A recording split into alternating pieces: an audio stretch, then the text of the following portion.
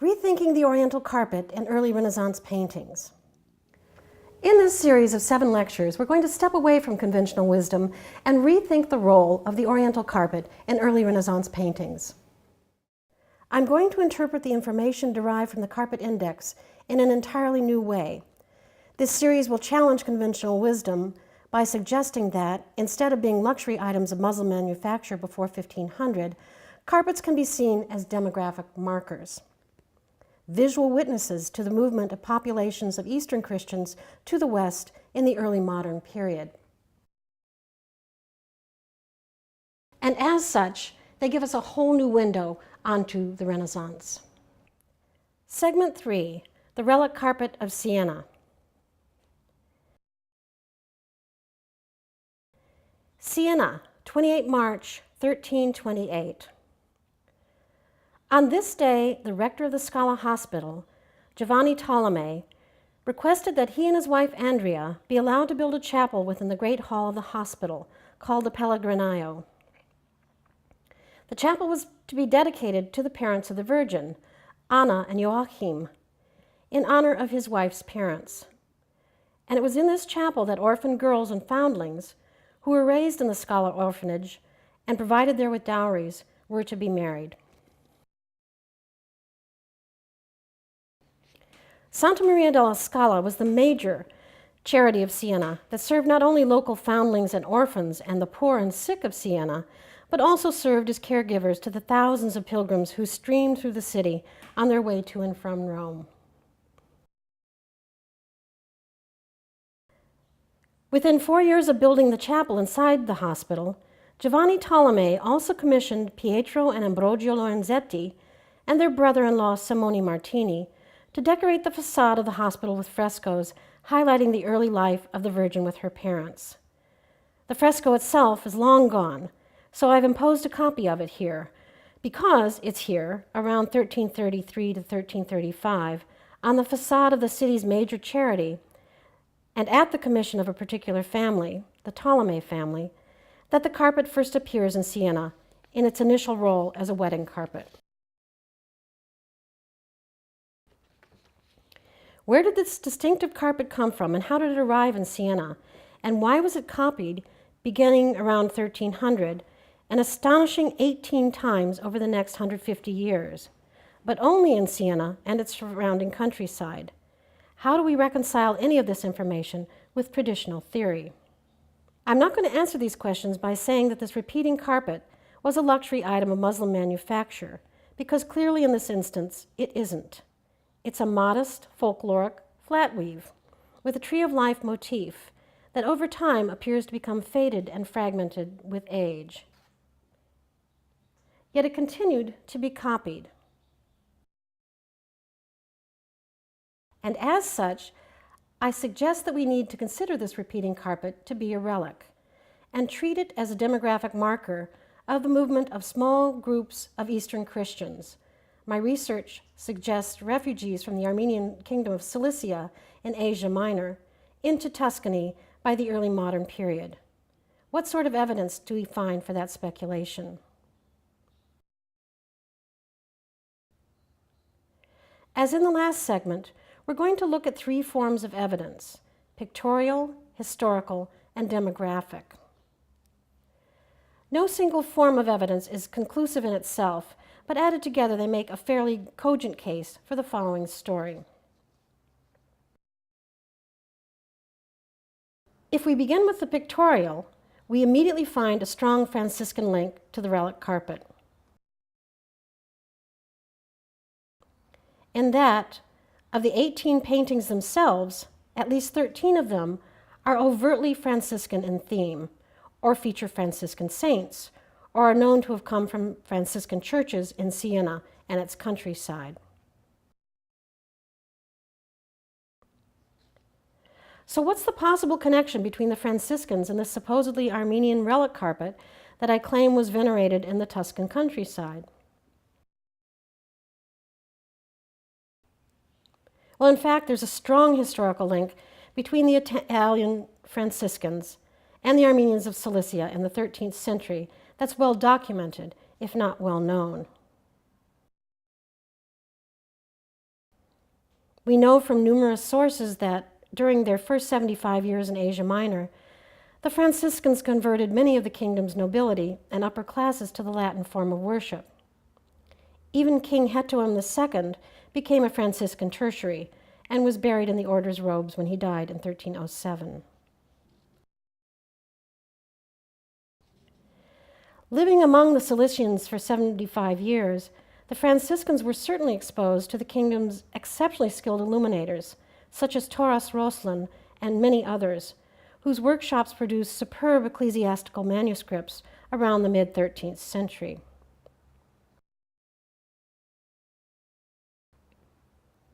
And this familiarity would extend to Cilicia's liturgical goldsmiths, who were considered to be the finest creators of reliquaries and liturgical objects in the entire Holy Land.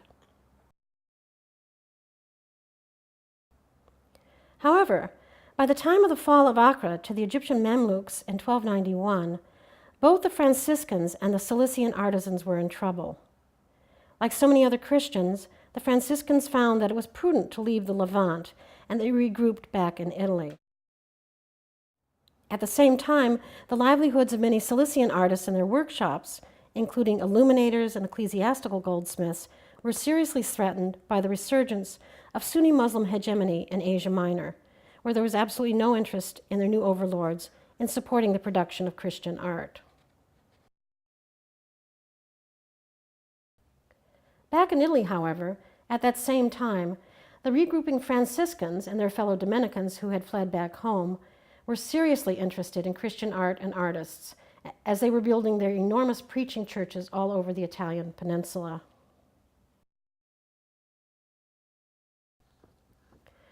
And it's in this historical context, I suggest, that the Franciscans became the link as sponsors for families of Cilician artists, especially illuminators and goldsmiths, seeking to leave Asia Minor and resettle in the town of Siena.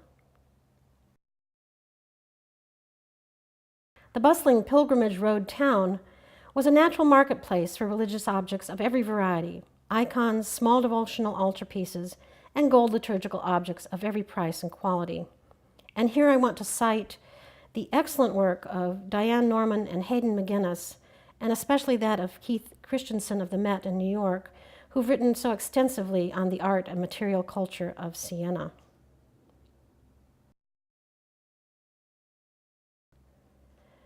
I suggest that the immigrant goldsmiths and their Sienese descendants stayed true to their Cilician roots as they became renowned, especially for their extraordinary chalices commissioned by popes and cardinals alike. But it's in the area of pictorial art that I think the Sienese owe a debt of gratitude to the Franciscans for helping the Cilicians and their family workshops settle in their midst. Given the Franciscans' historical connections to highly sophisticated Armenians already trained in Eastern pictorial methods, it should come as no surprise that Siena's most famous artists and illuminators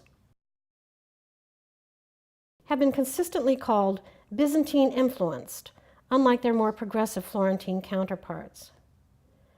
So I suggest that the Franciscan, Cilician, Sienese connection is particularly strong in the magnificent outburst of paintings in the city in the 13th and 14th centuries, even if this link is usually unremarked upon by most of my colleagues.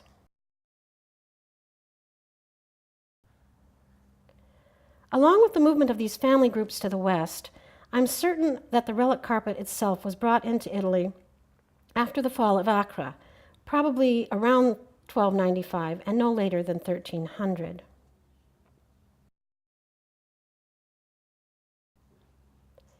Having established a Franciscan connection to Cilicia, we can now follow the progress of the carpet as it settles into Franciscan Siena.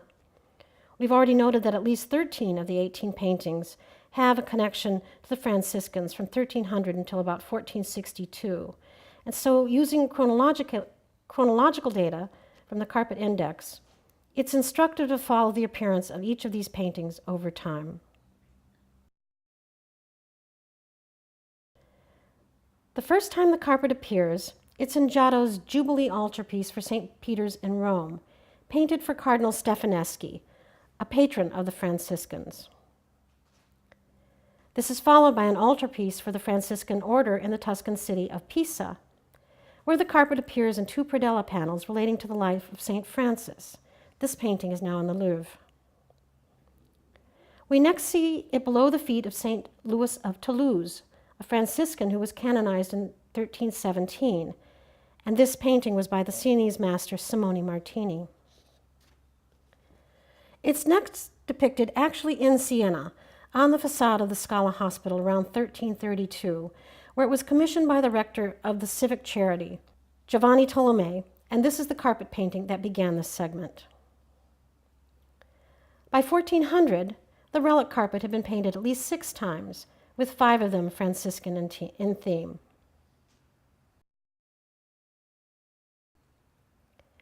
At this juncture, the famous Franciscan San Bernardino enters the picture. Bernardino Albigeski was born in 1380 and was raised by a pious aunt. He joined the Confraternity of Our Lady at the Scala in 1397, and as a young Franciscan novice during the plague of 1400, he nursed victims at the hospital. 2 years later, he became a Franciscan.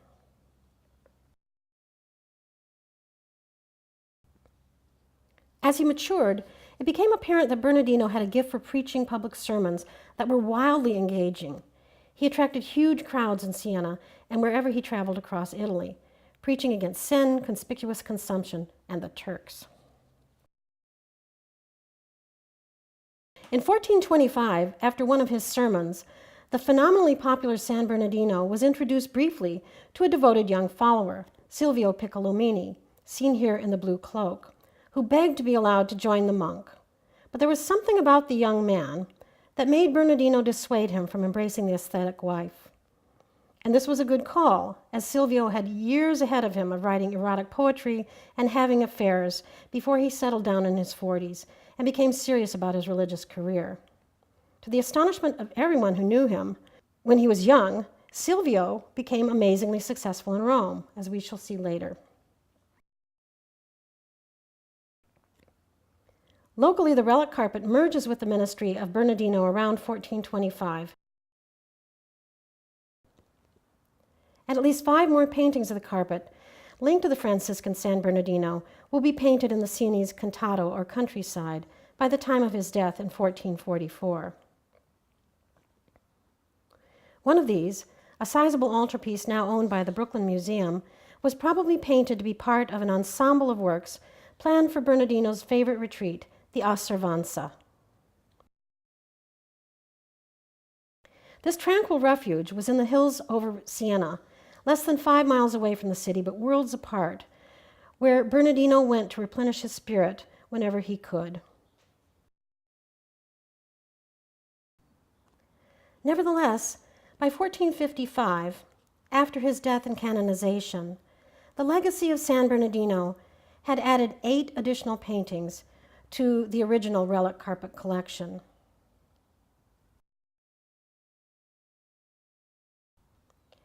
At this juncture, all of the Franciscan-related paintings have been accounted for, and the long Franciscan link to the carpet effectively comes to an end. However, if the carpet was only valued in relation to the Franciscans, then we would expect that no more would be produced. And yet, by 1455, we're only up to a total of 15. What about the other 3? Well, this is where it gets interesting.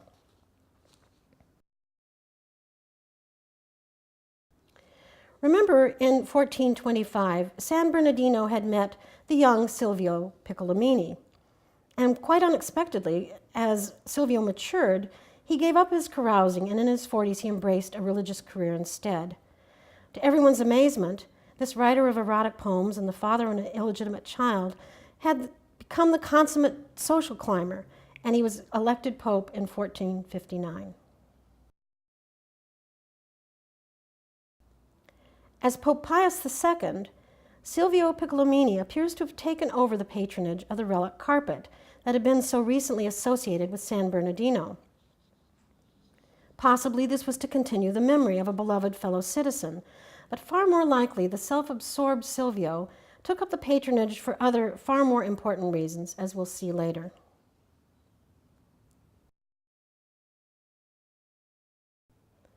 the final travels of the relic carpet, and a hidden side to Pope Pius II. With Pius II on the throne of Peter, the carpet goes out in a blaze of glory as Pius is connected to the commissions of the final 3 paintings that mark the end point of his visual record. The visual record suggests that Pius removed the carpet to the southern Tuscan town of Pienza, a model Renaissance city that he was building over the squalid little village of his birth, Corsignano.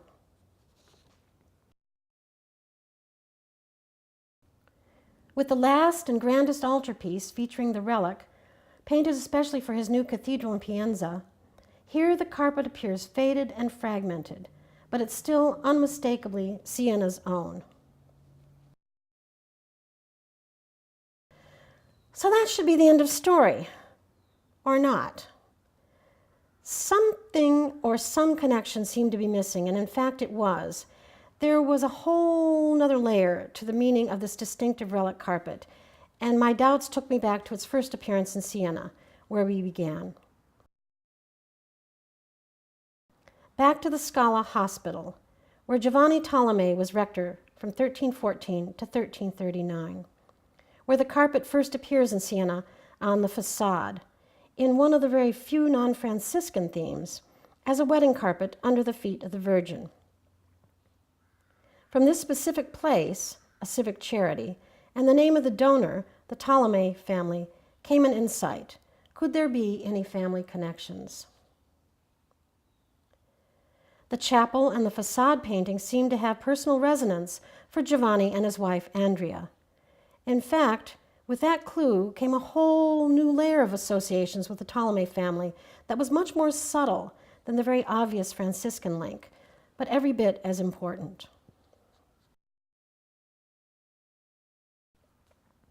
And I'm going to propose with my remaining slides that we might have a very interesting Italian-Armenian family story to tell here as well, so bear with me.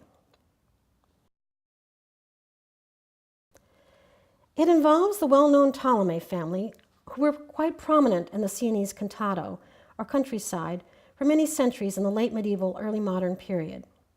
For instance, the gentleman kneeling in the striped robe is Nello di Mino Tolomei, who was the podestà, or mayor, of San Gimignano in 1317.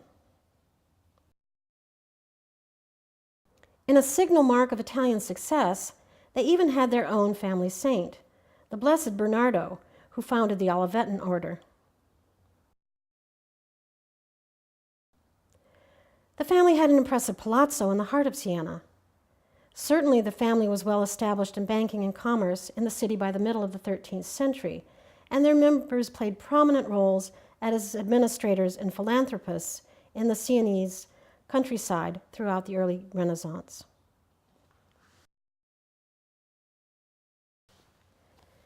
We've already seen this family involvement in the civic duties of Giovanni Tolomei, who served as rector of the Scala for 2.5 decades in the early 14th century, when he and his wife dedicated the chapel to honor her parents, and sponsored a series of frescoes dedicated to the life of the Virgin with her parents, all of which are oriented around celebrating the ties of family.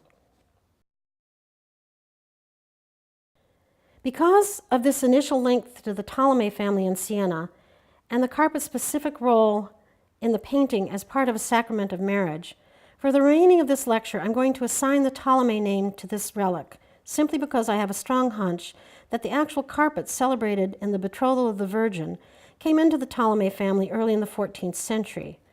I conjecture that it probably came via Andrea as part of her dowry upon her marriage to Giovanni. It's even possible that Andrea's own parents, whom she honors with the chapel dedication, had actually fled with the relic carpet from Armenian Cilicia in the 1290s. Whatever the family connection, we've already established that the Franciscans had most likely been instrumental in the carpet's safe arrival in Siena, where it came to be celebrated by the community in a large variety of religious paintings until 1462. So I have to ask the question, are the Ptolemies actually an Armenian family hiding in plain sight in Siena? Here I'm going to suggest from this and other data that the Ptolemy might be descendants of one of the families of wealth that saw the writing on the wall at the time of the Third or Fourth Crusade and left the Armenian highlands for a more secure financial future for the family in Italy.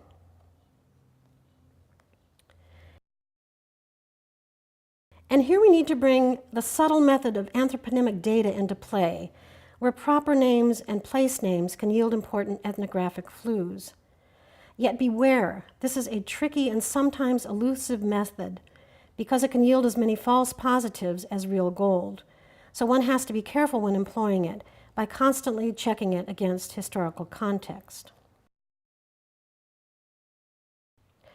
For instance, take the surname Ptolemy itself.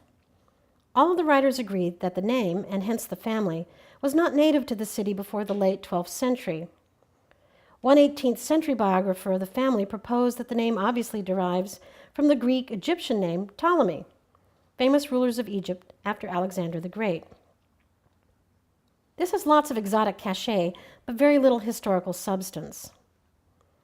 Others think the name has noble origins in Lombardy around the time of Charlemagne, but this too is vague in its historical value. I'm going to go with simple. Given the historical context of what was going on in the 12th and 13th centuries, I'm proposing that we might be safe with a family name that derives from the Eastern Christian origin, where Ptolemy is a contraction of Bartolome, or son of Bartholomew.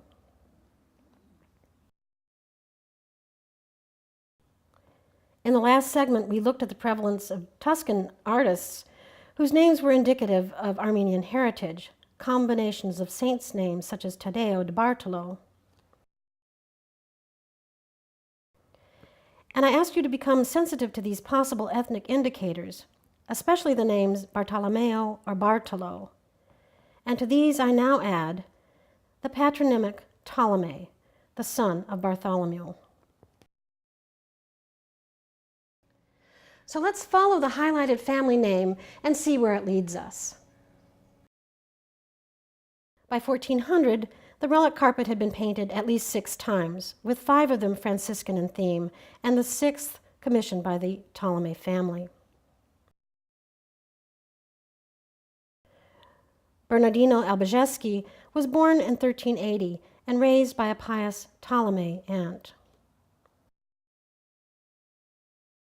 As a young novice, the Ptolemy-raised Bernardino worked at the Scala Hospital, where the relic carpet was probably still held in the Ptolemy chapel. He preached widely, but his most enthusiastic home base was in Siena. There, in the home church of San Francesco, he had a following of local Ptolemy families supporting him. Remember that in 1425, San Bernardino was introduced to a devoted young follower, Silvio Piccolomini.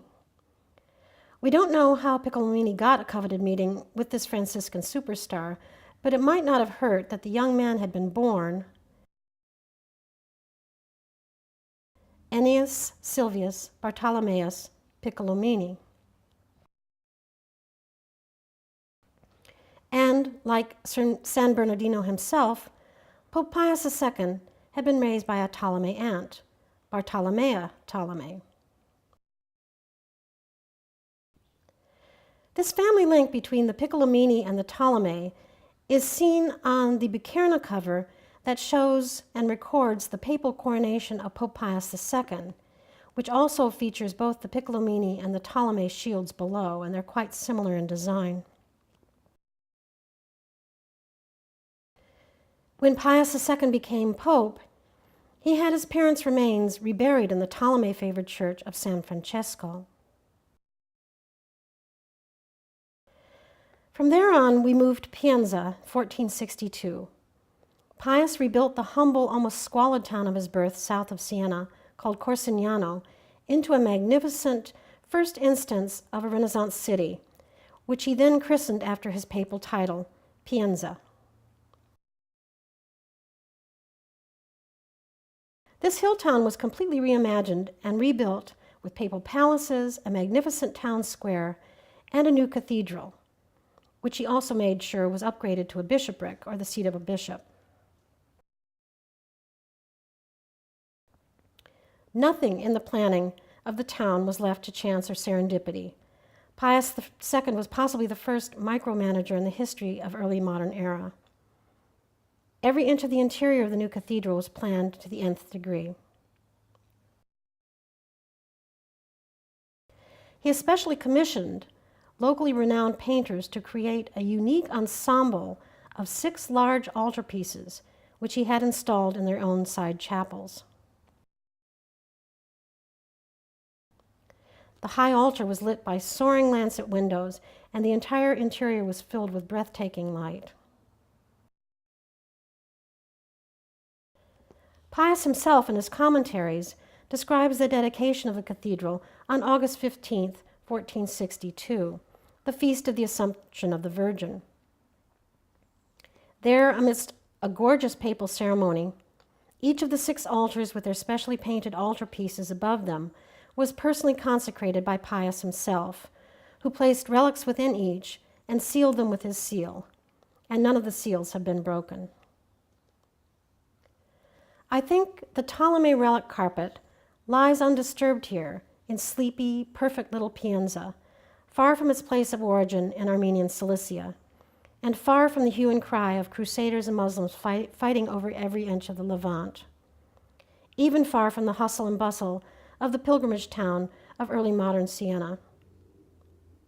Here it quietly survived the depredations of World War II as the Allies and the Germans fought to the bitter end over this patch of Tuscany.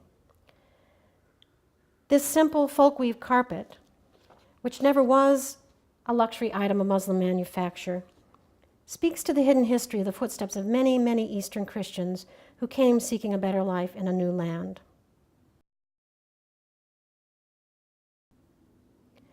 And possibly even, it speaks to the forgotten family history of Pope Pius II. Could Ennius Silvius Bartholomeus Piccolomini, could he possibly have been the first Italian Armenian pope? Well, it's a thought.